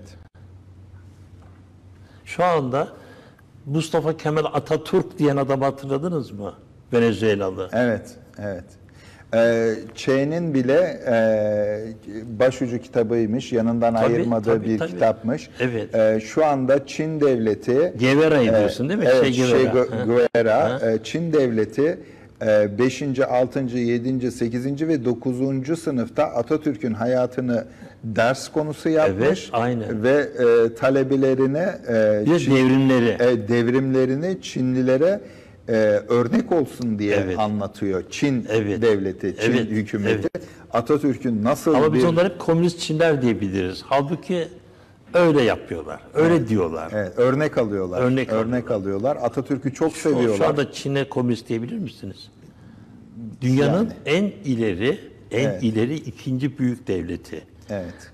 2040 yılında öyle bir şey yapıyorlar ki dünyayı tek kutup yapacaklarını söylüyorlar. Ve paylaşacaklarını söylüyorlar. Ben burada bir Çin şeyi yapmyorum. Propagandası. Zaten Çin İlim Çin'de de olsa gidin bulun dendiğinde. Evet. Zaten Çin'deydi zaten. Ekonomi olarak da çok yükselen bir ivmeye sahip ve Amerika'nın ekonomisini de rahatlıkla hallaç pamuğu gibi atacak seviyeye gelmiş bir Çin devletinden bahsediyoruz. Üretimle bu Çin devleti, yani Atatürk'ün devrimlerini kendilerine örnek söylüyorlar da. Evet. Atatürk yeni bir kuruluş daha yaptı. Onu anlatacağım size. Hemen anlatayım. O da çıksın aradan. Şimdi Çinleri övdüğümü zannetmeyin. Ya da Rusya'ya yanaşalım. Çünkü NATO, Batı FETÖ, METÖ, bütün bunlar bizim can düşmanımız. Evet. Bizim gideceğimiz yer Rusya mı? Zaten Çin mi? Atatürk'ün savaştığı emperyal devletlerde evet. yani şu anda bir NATO gibi bir şey zaten. Hepsi öyleydi. Amerika, İngiltere Öyleydi. hepsi yine aynı şekilde sevri dayatmaya Evet, çalışıyorlar evet. bize. Çanakkale'ye gelen o kadar insan, Anzaklar falan hepsi NATO değil miydi? Evet. O zamanın NATO'su. O zamanın NATO'suydu. Evet, öyleydi. Şimdi de NATO. Biz NATO'nun içerisindeyiz güya. Evet. Biz Orta Az partneriz Evet, onlarla birlikte. yakında bize çıkarma yapabilirler. Aman Evet. uzak dursunlar. Uzak Şimdi dursunlar. şey anlatacaktım. Burada Çin'i veya Rusya'yı övüyor değilim. Evet. Bakın ben başka bir şey anlatacağım. Atatürk'ten yola çıkarak şunu anlatmaya çalışacağım size. Rusya'nın şu anda yönetimindeki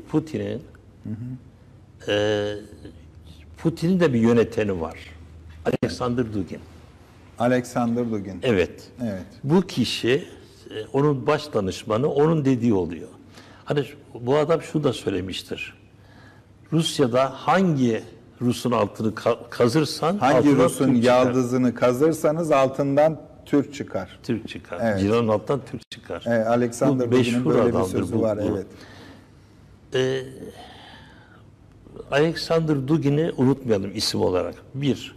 İkincisi, Çin'de bu son devrim, Mao devrimi değil, şu andaki devrim. Yani Çinlerin tek tip elbisesini çıkartıp onlara insan gibi yaşamayı öğreten. Bakın size çok önemli bir şey söyleyeceğim size. 2 trilyon dolar fazla veriyor Çin. Gayri safi milli hasılasında Evet. bir fazlalık veriyordu. Bu bütçeden bahsediyorum. Bir yıllık bütçeden bahsediyorum. 2 trilyon dolar fazlalık veriyor.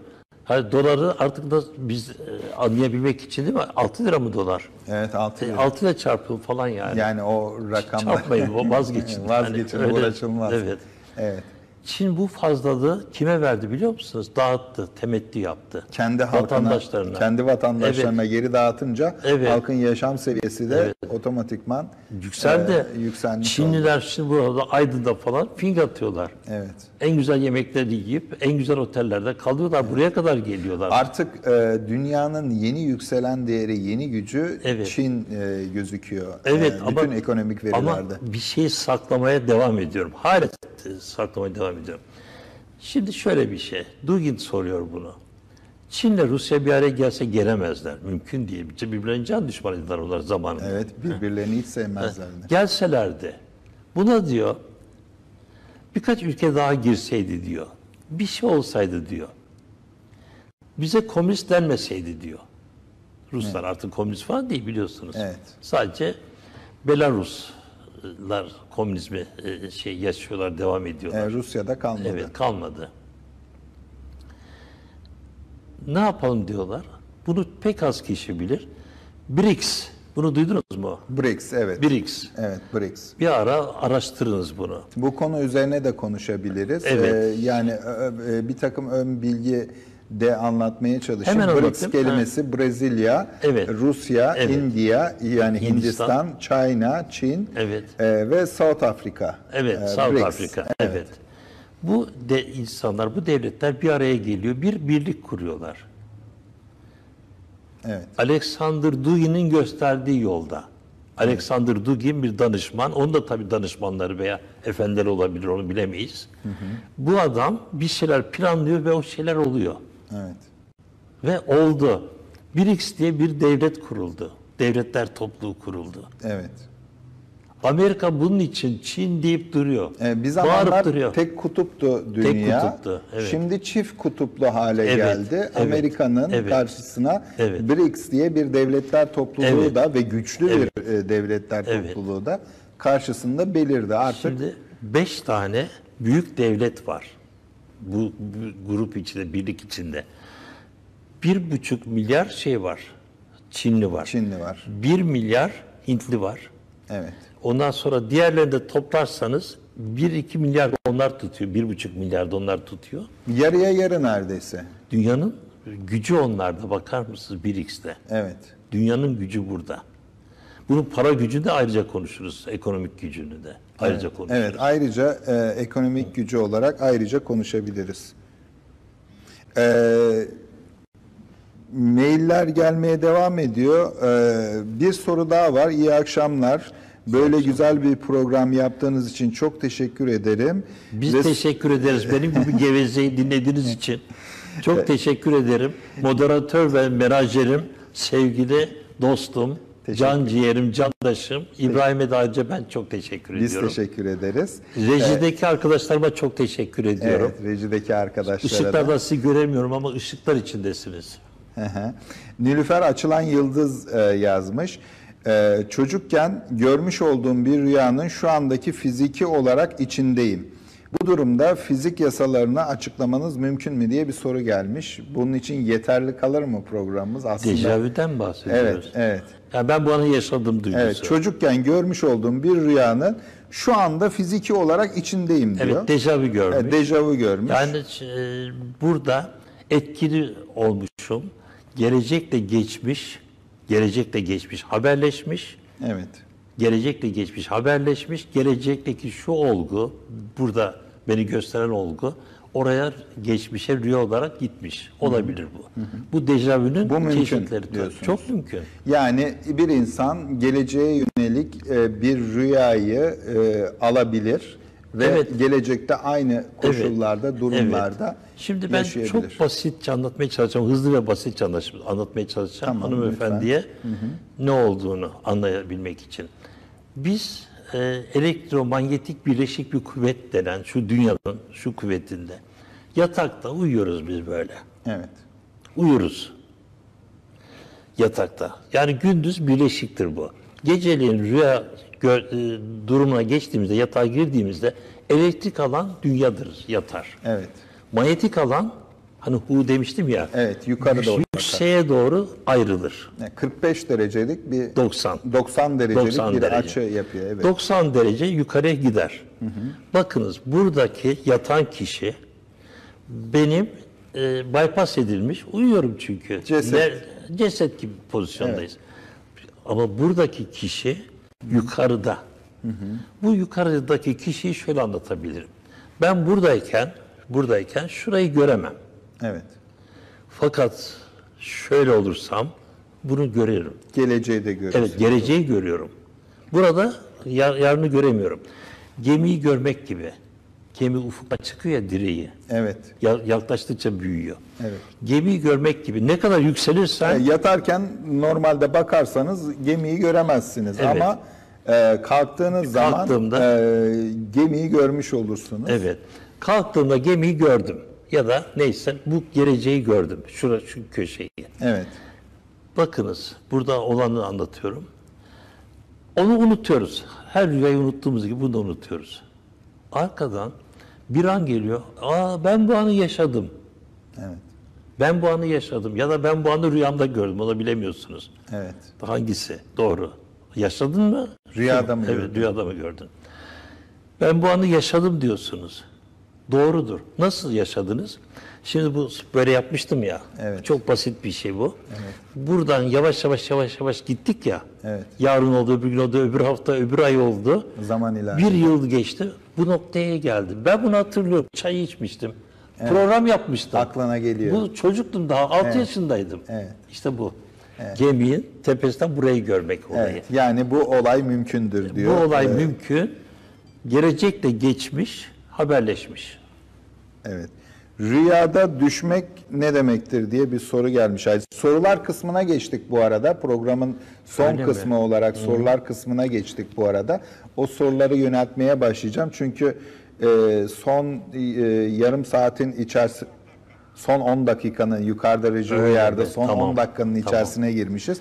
Sorular kısmına geçtiğimiz için artık düşmek ne demek? rüyada düşmek ne demektir diye bir Evet. soru gelmiş. Evet, şimdi bu da tabii hemen anlatacak bir konu değil ama gene özetleyeyim ben bunu. Hemen hızla özetleyeyim. Rüyada biz yukarı düşeriz. Yukarıda düşeriz. Bu ne demek? Canım aşağı düşüyoruz ya, bir de yukarı düşmek var. Bu bedenimiz aşağı düşüyor. Evet. Bırakıyoruz, elmayı ağaçtan yere düşüyor. Fakat bu eksi beden var ya, Evet. mesela bu 70 kilo, bu eksi 70 kilo. Soyut beden. Soyut bedeni. Bu artı 70, bu eksi 70 kilo. Evet. Aynadaki görüntüm gibi. Aynadaki görüntüm kaç kilo? 0. Evet. Yok ki. Öyle bir şey yok yani, ağırlığı yok onun. Evet. Şimdi rüyalar böyle bir şey. Hazreti Yusuf rüyalarını güzel bir rüya yorumcusuymuş. Biliyor musunuz zamanında? Bunu Allah da ona bu ilmi verdim diyor. Evet, Hazreti Yusuf. Evet, burada sorun şu rüya yorumlarken, somutla soyut. Evet. Burada bedenimiz vardı, burada yukarı çıkan, düşen. Evet. Bakın, şimdi soru şu, rüyada düşmek ne demek? Evet. Hemen anlatayım. Bir rüyamdan örnek verebilir miyim? Ben Lütfen. rüyamda uçuyordum. Çoğu kimse de, hepiniz de bunu yaşamışsınızdır. Rüya çünkü serbest, sizin hayatınız. Evet. Size özel. Uçuyordum, gerçekten uçuyordum ve bundan zevk alıyordum. Sonra bir arkadaşım bana şöyle dedi. Ne yapıyorsun yukarıda? Uçuyorum dedim. Normalmiş gibi. Ya insan uçar mı dedi. Hatta aşağı düştüm.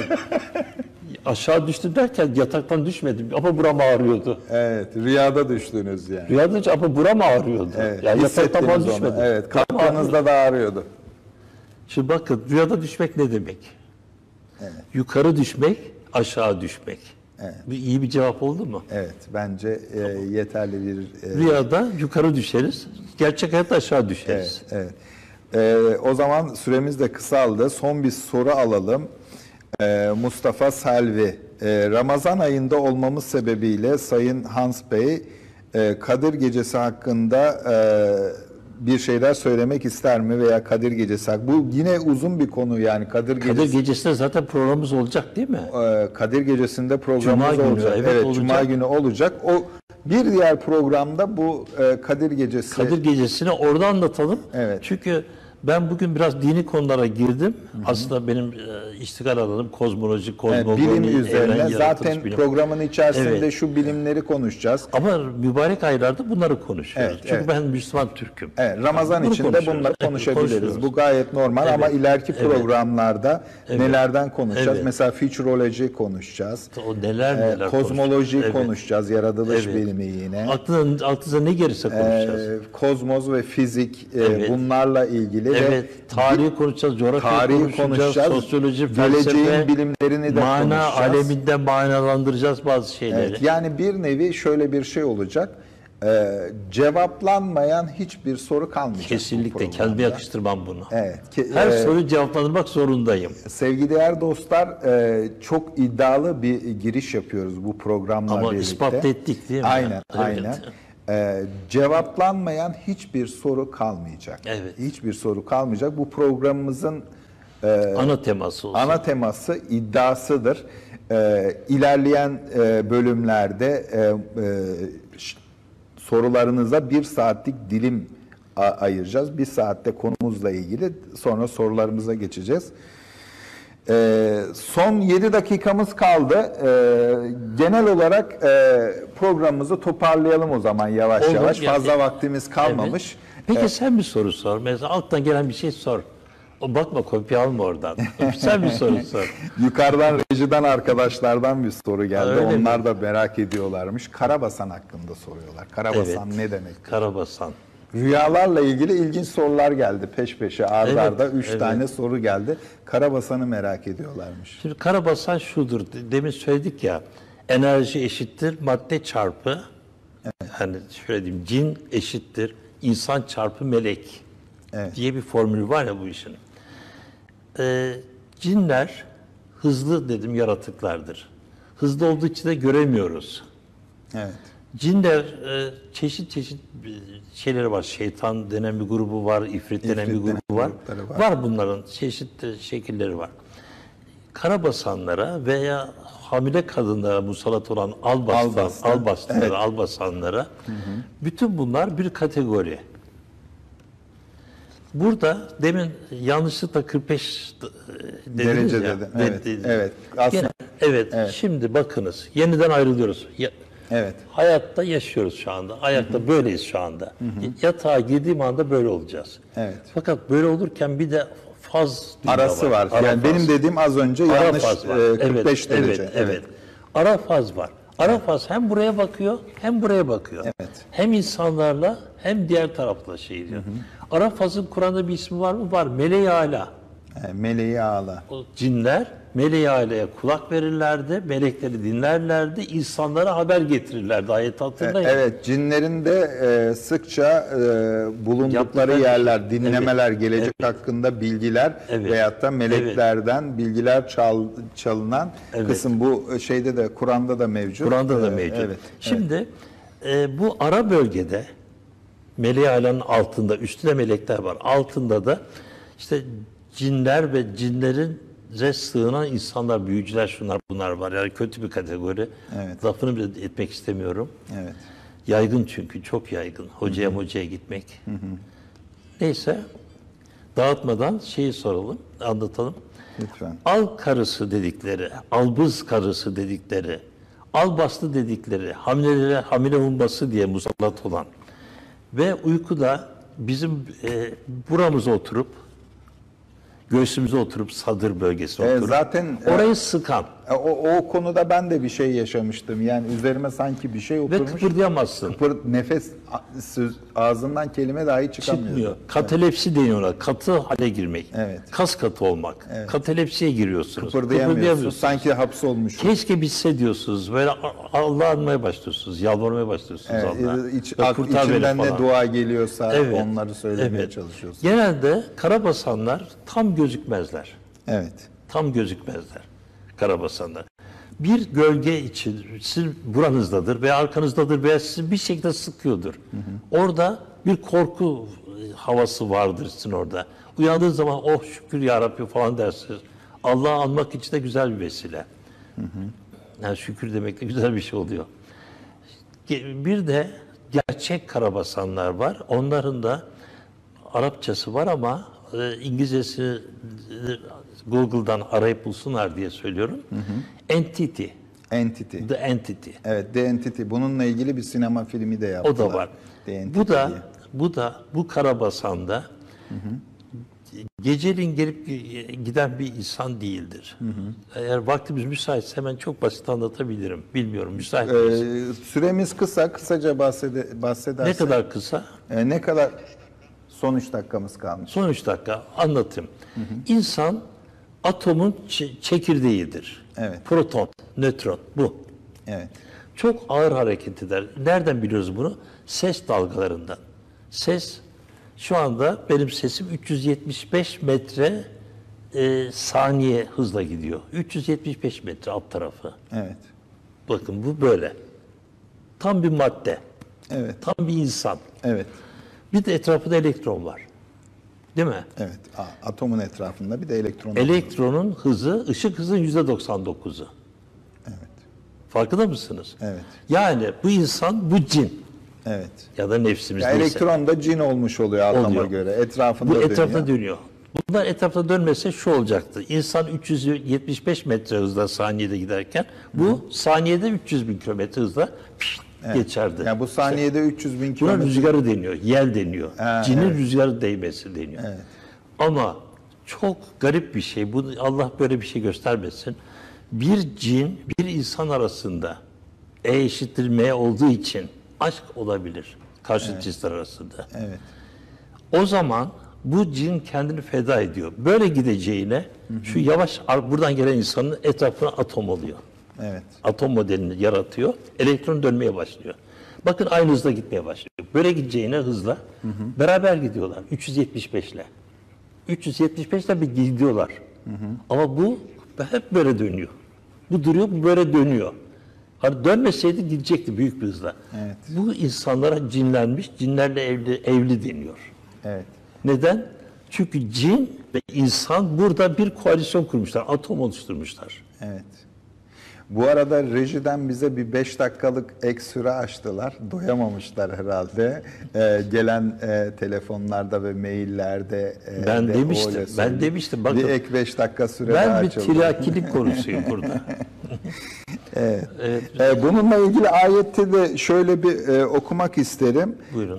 Doğrusu biz cinler göğü yokladık fakat onu sert bekçilerle, alev huzmeleriyle doldurulmuş bulduk diyor. Yine başka bir ayette ve doğrusu biz ondan dinlemek için bazı mevkilere oturduk fakat şimdi her kim dinleyecek olursa onun için gözeten bir şihap bulunur diyor. Bir başka ayette ise doğrusu insanlardan bazı kimseler cinlerden bir takım kimselere sığınırlardı da onların azgınlıklarını arttırırdı diyor. Yani bu karabasan konusu da bunun içinde bir şey. bunun içine Evet. dahil olan bir Evet. konu olarak. Şimdi gelelim Meleği Ala'ya olayına. Peygamberin Fatiha'yı indirdiği ilk günden bahsediyorum. İlk onların da peygamber olmuştu ya. Evet. O gün çok garip bir şey oldu. Cinler gökte, gök atlası denen bir yer var. Oralara yerleşiyorlar. Melekleri dinleyip oradan aldıkları haberleri insanlara getirip insanların kendilerine tapmalarını istiyorlar, bekliyorlar. Evet. O Falcılık, medyumculuk Bu falan hepsi filan bu. gibi. Hepsi Evet. bu zaten. Bir olay bundan ibaret. Evet. Fakat Peygamberimiz bir gün Fatiha suresi indiğinde ilk o sure değildir Fatiha suresi. 4. veya 5. sure. 5 olması yok. İniş sırasına göre İlk sure İkra. İkra, sonra Kalem, Müddessir, Müzzemmil, Tebet ya Ebu Leheb'in arkadan Fatiha geldi. 6. sure. Evet. Fatiha geldiğinde Peygamberimiz Fatiha'yı gitti okudu. Fatiha'yı okudu. Okuduğunda garip bir şey oldu. Nasıl bir şey oldu? Cin padişahları deniyor onlara. Cinlerin, kabilelerin reisleri, uluları, erenleri her neyse.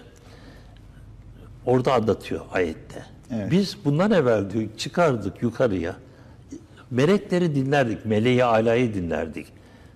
Evet. Şimdi o zaman ne zaman oraya çıksak bizi o yakıcı Şihaplarla. yakıcı dediği şey var ya. Alev huzmeleriyle doldurulmuş Evet. bulduk. Şihap yani Türkçesi şahap isim koyuyoruz ya.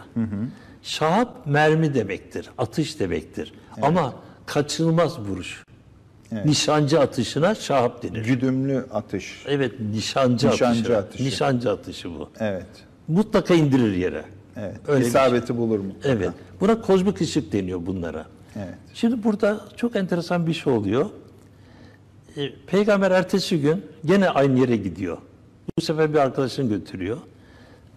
Ona bir Ayet-el Kürsi halkası koyuyor. Oraya bırakıyor onu. Sakın diyor bu halka dışına çıkma ve okumaya başlıyor. Bakın Fatiha'dan sonrasını anlatıyorum. Evet, lütfen. Fatiha'dan sonrasını. De ki Allah diyor.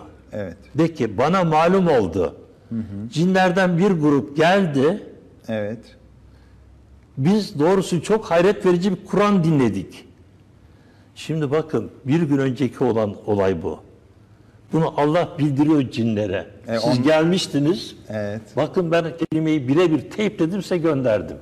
Onlar da şaşırıyor. Onlar da kendilerinden şaşırıyor. anlatıldığını, kendilerini Evet. andığını görünce şaşırıyorlar. Evet. Şimdi zamanımız olmadığı için bunun devamını da bir sonrakine Bir sonraki bırakalım. programa gidelim. Demek ki yapacağız. Son 31'e mi denk geliyor Cuma günü? Cuma haftaya Haftaya- hangi güne geliyor arkadaşlar? Cuma'ya Haftaya geliyor Cuma. herhalde. Dur bir bakalım. Ayın 31'i evet. Ayın 31'inde Kadir Gecesi'ni hı.